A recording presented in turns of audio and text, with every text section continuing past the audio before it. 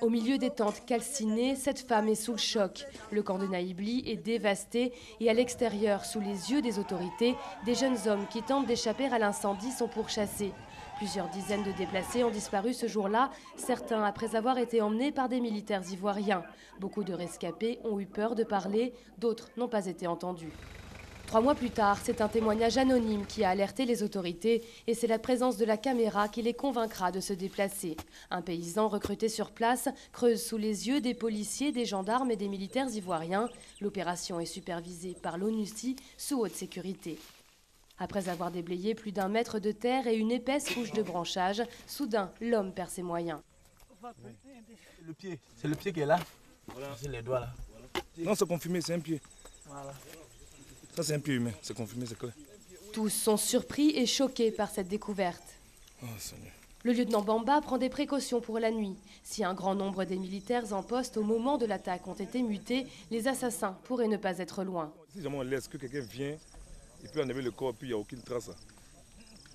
Voilà. Le lendemain, c'est le procureur adjoint de la région qui mène l'enquête. Seules les autorités locales sont autorisées à assister aux fouilles. 3 heures plus tard, un agent municipal appelle du renfort. Bon, viens avec les bâches. Il y a déjà 6 corps qu'on a tirés dans le puits. Les cadavres sont transportés par ce tracteur, à peine emballés dans des sacs poubelles. Des familles sont déjà sur les lieux à la recherche de leurs proches. La gêne est palpable, l'entretien ne pourra pas être filmé. Le procureur aussi refuse de s'exprimer.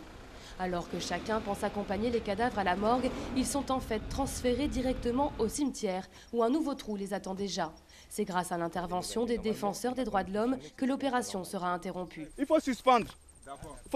Les activités. On va à la morgue avec les corps. Mais arrivé à la morgue, le directeur refuse de prendre en charge les cadavres. Non, on ne peut pas les garder.